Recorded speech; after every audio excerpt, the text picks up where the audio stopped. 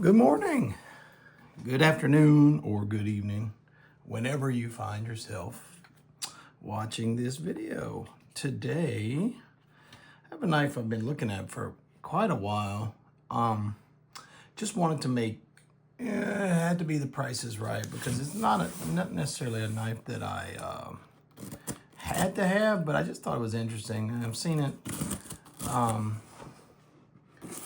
It's been offered for a while, but prices have started to move on it, so I went ahead and decided to get one. Today, we're doing an unboxing of a Cold Steel Dropped Forged Survivalist. Big knife. Let's look at 8-inch blade. Overall length 1300. High carbon 52-100 steel. Says it weighs 14 ounces with 6mm. Blade thickness handles or 5 inches. Let's get into it. I got a new scale and calipers just to try to do a little bit better on my reviews. We have your Cold Steel, I believe this is called a Secure X sheath. Yep, Secure X. It's composite. It's very similar to like a Kydex, but a little more mass produced, small drain hole.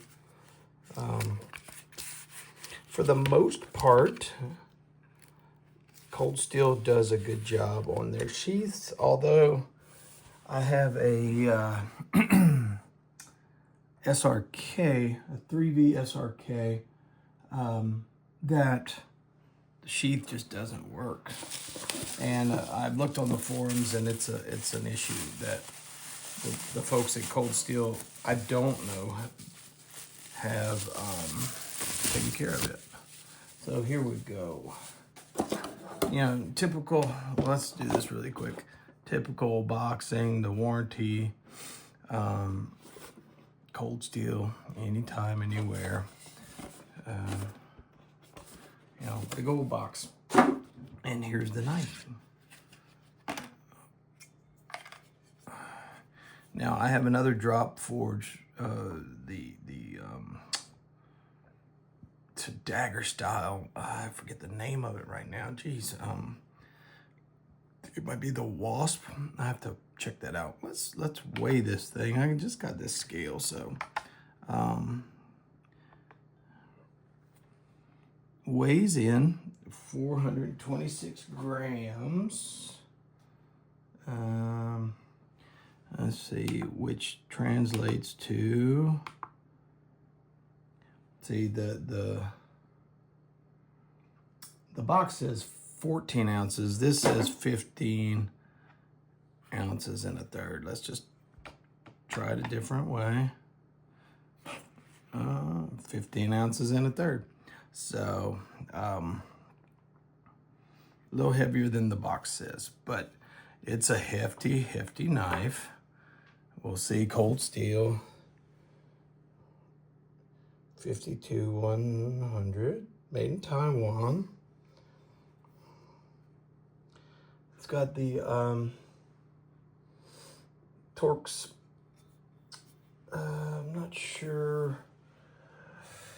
Let's look at the. We give, just so everyone knows. Let's look at the size of these Torx. Okay, that is a T8 Torx. The scales for this guy, I think that this is the Cold Steel has their own their own material. I think they call it Grivex, but this it feels a little you know, if you have a Cold Steel like this is Grivex. This got material is much more textured, much more grippy than this Tough Light, which, you know, makes sense for a bigger situation here. Let's check the thickness on this guy, on the spine.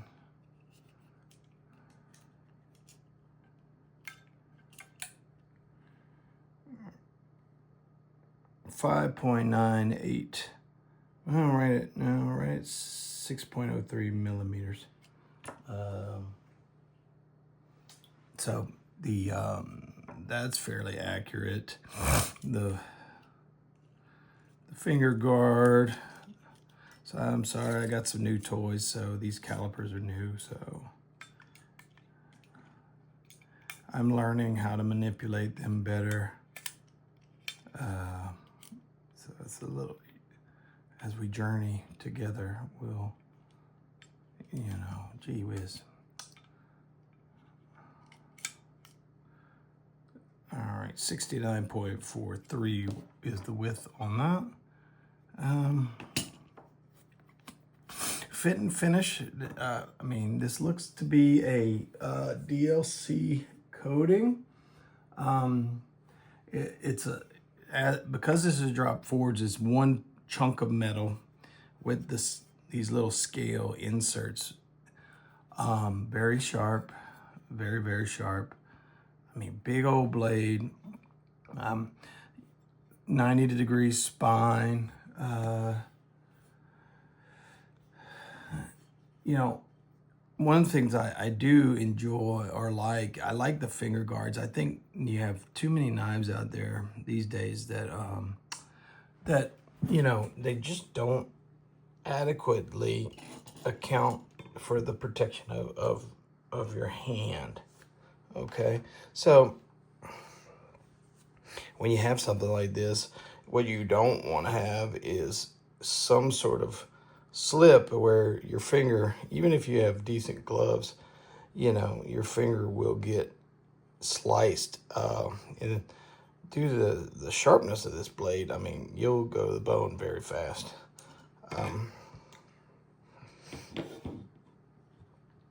You know, it's a big hocking knife. Let's do our old sheath fitment test. How do you guys like this one? I think it's pretty cool. This handle is super textured, like super duper textured, and as such, wait, hold on a second. Okay, I'm gonna do a shake test. Okay, good. That's what I like. Secure, you know. I was mildly disappointed. I got a really cool knife from Work Tough Gear recently, and it failed the grip, the shake test, which sucks because I really like the knife. And if you've seen my Borka blade test, that one really failed the test. So good on Cold Steel for the Secure X sheath. It did its job. I shook the heck out of it. Now, multiple mounting, which is pretty consistent with Cold Steel mounting options. You know, they have this nylon, you know, belt sheath for scout carry.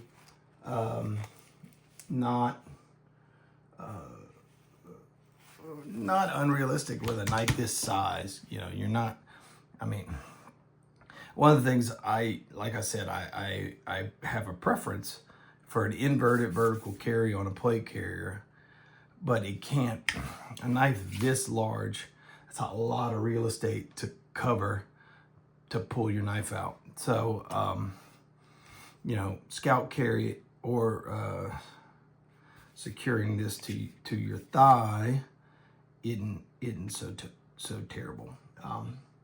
So overall impression, I think this blade is definitely, you know, you could call it a survival knife.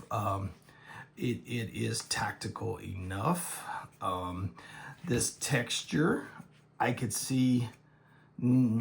I would recommend wearing a glove with this textured scale, because I mean, if you work this a lot, like for my bushcrafters out there, if you work this guy a lot, this is gonna tear the calluses off your hands after a while.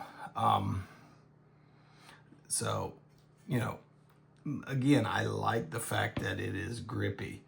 It's just you know, just keep that in mind. You know, 52-100 carbon steel. A lot of people do it very, very well. Cold steel, I think they've been doing it. You know, it's not their old school carbon V and things like that. That pretty much, I think, kind of went the way. I don't think they make anything in carbon V anymore. There's other new super steels and stuff like that. But, you know, here's the thing. I paid, I think, $60 for this guy. And it used to go for over $100. It's a good price for this. All together with the sheath, it's 19.22 ounces. Where's the, I'm trying, 545 grams. So, you know, it's not a light boy, but this is a heavy use tool. So I like it. I think it's nice and sharp, and it is well worth the investment if you're looking for a simple one. You know, you're not going to have a ton of maintenance on this guy. This coating is going to it's going to obviously get some scarring, marring, etc. If you could baton with this guy, this super thick spine, you know, is, and the length of this, you should be able to baton wood very easily. I mean, you could get some fine work there. You know, it's not necessarily designed to put your thumb on it. If it was, I would love some jimping right here. But, you know, with this finger guard, it's kind of counterintuitive. But, you know, really, balance is decent. It's right at the guard. So, you know, you can have cuts with this guy, stab with the guy. You know, your reverse grip, you just have to be careful where it lands, you know. But this could be, if you like it for more of a tactical sense, a fighting knife as well. So, very nice. I'm pleased with this. And as most cold steels do, this one came very sharp out of the box. So, that being said, I'm not going to complain, because life is hard, and this knife is pretty damn hard as well. So, that's all for today. Hope you enjoyed this video. If you haven't already, please subscribe, hit the like button. I think even hit the bell button. You know, I have enough of a pile of knives that I plan on getting about 3 knife videos out a week. Monday, Wednesday, Friday, I believe. And if there's something special, maybe on the weekend. I don't know. So anyway, hope you enjoyed this video. Hope it helps if you're on the fence about purchasing knives. You know, it's all, I think one of the reasons I like to do this is, as I told some buddies of mine, I'm getting to the point now where I have a lot of really good knives, and I bought a good deal of knives that I thought I would like, but I just was underwhelmed.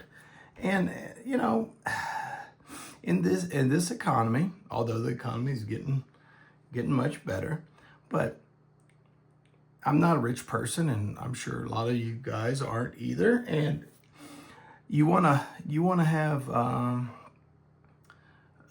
good value or a good knife for your decision, you know, for your money. So for the most part, when I buy a knife nowadays, first I want to, if at all possible, I want to pick it up, touch it, see how it feels in the hand rather than a picture. Because the internet has a way of making knives look really, really cool, and then when you get it, it's like wah, wah. So you know, I'm at the point now where if I'm at all interested in a knife, I'm going to do my best to try to get my hands on it first.